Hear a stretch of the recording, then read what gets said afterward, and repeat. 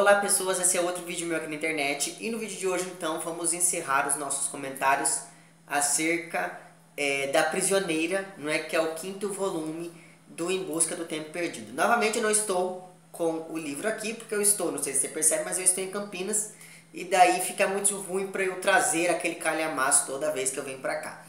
Então eu acabei, enfim, não trazendo, mas como eu já havia terminado de ler o livro, eu tenho as coisas muito frescas ainda na cabeça, então acho que dá pra gente fazer um vídeo aqui, nem que seja um vídeo bem rapidinho, só de encerramento desse quinto volume.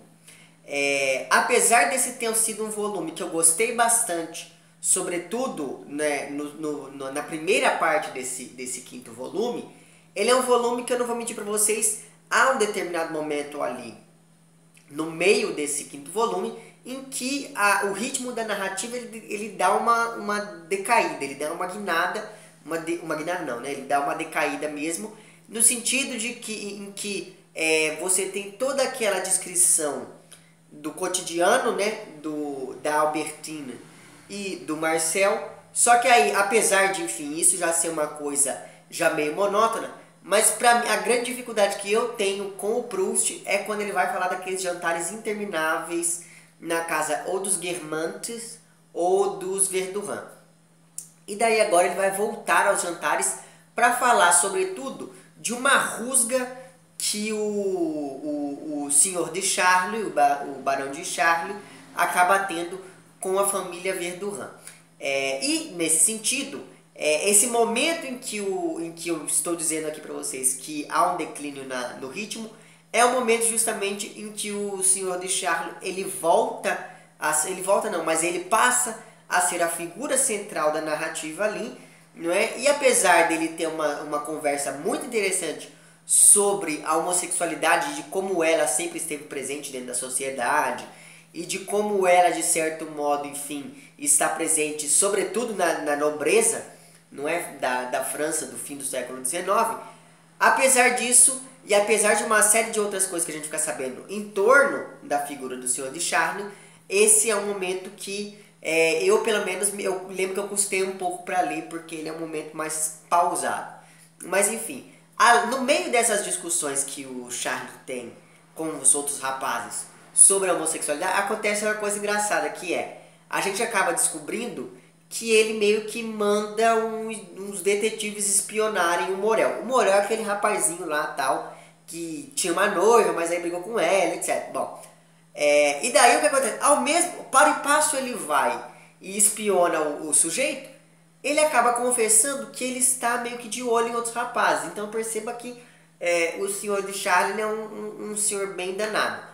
Mas enfim, o fato então é que a gente fica sabendo aqui, dentre outras coisas, porque que o Morel acabou brigando com a noiva dele naquela ocasião que eu comentei no vídeo passado. E aconteceu o seguinte: em uma conversa do casal, a moça acabou falando pro Morel que ela, digamos, tem algumas vontades lésbicas, não é? Que ela é possivelmente bissexual. E isso acabou desagradando o rapaz e o rapaz deu um chutão na moça e foi justamente por conta disso que eles brigaram. Agora veja, a moça fala isso, mas a gente sabe que o Morel tem um envolvimento sexual, um envolvimento afetivo, enfim, e amoroso com o senhor de Charlie. Então você perceba que havia nessa classe social, até então, e acredito eu que haja até hoje, uma espécie de hipocrisia, não é? De que eu posso fazer aquilo, mas eu faço isso escondido, então quando eu vejo outra pessoa fazendo, eu tenho que ir lá e criticar, não é verdade? Então isso acabou, digamos assim, isso acabou me deixando um pouco desgostoso com o senhor Morel. Mas enfim, o que acontece? Acontece que, eu não sei se eu já comentei isso com vocês, mas enfim, quem organiza os jantares na casa dos Verdurin é o senhor de Charlie. Por quê? Porque ele é uma bicha fina, não é? Ele conhece a pura nata da sociedade francesa. Então, ele conhece príncipes, princesas, condes, condessas, duques, duquesas, aquela coisa toda, e ele acaba sempre chamando essas pessoas para a casa dos Verdurin, que são novos ricos. E daí o que acontece? Acontece que em um desses jantares, e é justamente por conta disso, que os Verdurin acabam suportando ali a presença um pouco enfim, escandalosa do Sr. de Charlie. E daí o que acontece? Acontece que em um desses jantares, a senhora Verduran acaba se sentindo meio que acuada ali diante daqueles convidados, que muitos deles nem conhecem a anfitriã, e justamente por conta disso, essa senhora Verduran, ela começa então a criar uma série de intrigas relacionadas ao Sr. de Charlie para que ele possa se distanciar da família, e isso acaba acontecendo. Inclusive, uma dessas intrigas acaba envolvendo o próprio Morel. Ela acaba criando toda uma situação para que o Morel e o Sr. de Charlie acabem, enfim, rompendo o relacionamento deles. Essa briga que a senhora Verduran acaba provocando, ela já havia começado algum tempo antes, quando houve um boato de que uma carta havia circulado ali, e nessa carta havia uma série de impropérios ao Sr. de Charlie. Então perceba que isso já estava ali meio que nas caras de que alguma coisa aconteceria para que essas famílias, enfim, para que essa família e o Sr. de Charlie rompessem as relações. Muito bem, outra coisa que a gente fica sabendo ao longo desses jantares é da morte da princesa Sherbatoff, não sei, não lembro mais o nome dela, mas enfim, que é aquela moça que havia sido expulsa da família, tem um passado meio nebuloso, etc. E mais do que isso, o narrador ele meio que dá um destaque a mais para a morte do Swan, mas eu achei assim uma coisa muito nota de falecimento, sabe assim? Ele simplesmente vai lá e fala assim: ah, o Sr. Swan morreu dia tal, de tal coisa, ele era frequentador do Jockey Club, ele tinha pedido demissão de tal lugar, e todo mundo vai sentir falta dele, fim. Sabe assim, ele deixa filha e viúva. Gente, o cara ele teve a maior importância no primeiro volume e tem agora essa morte em furreca e essa nota de falecimento mais furreca ainda. Mas enfim, isso me deixou um pouco triste com o narrador também. Bom, postas essas coisas todas, logo na última parte desse quinto volume, a ação se volta novamente para o casal 20 do livro, né? E a gente fica... E daí eu percebi uma coisa, não é? Aquela ideia do caminho de Swan e do caminho de Guermantes é muito mais uma ideia... Como é o nome daquilo? Esqueci o nome disso. Ela é muito mais simbólica, digamos. Eu não estou lembrando a outra palavra que eu quero.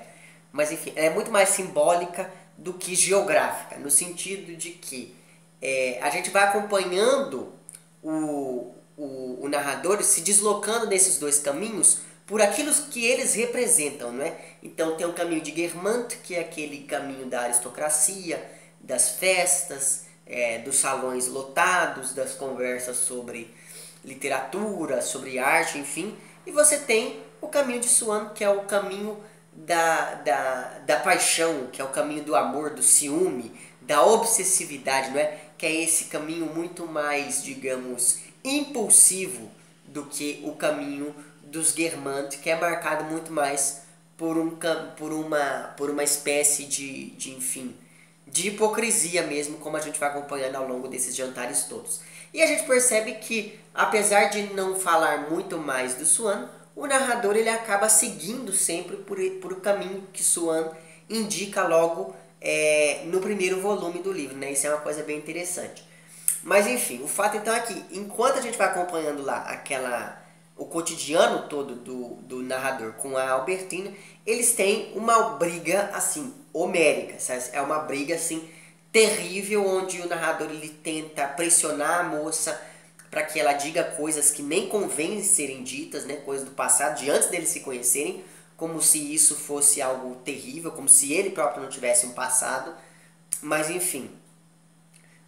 Mas depois dessa briga, então, esse narrador, para cultivar a relação com ela, ele acaba entregando a ela um manuscrito que o Bergotte havia deixado para ele, não é? E é um manuscrito que ela sempre quis ler, e justamente por conta disso eles acabam fazendo as pazes ali e vivendo por mais algumas semanas juntos, não é?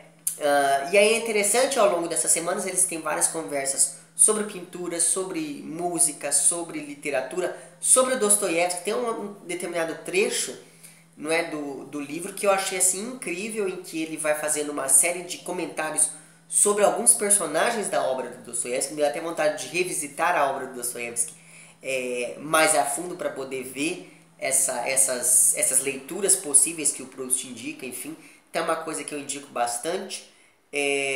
Mas como tudo o que é bom acaba e tudo o que é ruim também acaba, graças a Deus, o relacionamento deles acaba arrefecendo justamente porque a Albertine ela tem culhões, digamos assim, não é? E daí ela não aguenta mais viver sob aquele regime, lembra lá o título do livro é A Prisioneira, então isso indica bastante a condição, não é, que a Albertine ocupa dentro dessa história. Então justamente por conta disso, e por conta, é claro, do egoísmo desse narrador, ele é um narrador que, enfim, ele não quer ter mais nada com ela, mas ele quer que ela vá embora, mas ao mesmo tempo ele quer que ela fique, porque ele quer saber, ele quer controlar a vida dela, ele quer saber onde ela vai, ele quer saber com quem ela se relaciona, e a moça acaba se cansando de tudo isso, e um dia então ela acaba aproveitando que ele dorme até mais tarde, pega as poucas coisas que ela tem ali no apartamento e vai embora, deixando ele ali a ver navios, digamos assim. E é justamente assim que termina esse quinto volume. Como eu disse para vocês, esse é um dos volumes que eu mais gostei de ler, né? Apesar dessa guinada, eu acho que ele mostra bastante do que é o narrador. Eu sempre desconfiei desse narrador, sempre achei que ele não era boa coisa.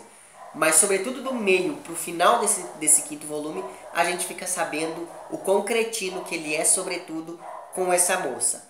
Então, de certo modo, eu gostei de ler justamente pra gente descobrir quem é esse sujeito. Enfim, é isso então. Diga lá nos comentários a quantas andam as leituras de vocês. E é isso. Os cachorros estão latindo. Se você gostou do vídeo, não esqueça de curtir e de compartilhar. Caso não tenha gostado, não esqueça de dizer lá embaixo porque não gostou. Se você está inscrito no meu canal, muito obrigado pela sua inscrição. Caso não esteja inscrito, se inscreva também lá embaixo. É isso então. Um abraço para vocês todos e até o próximo vídeo e tchau.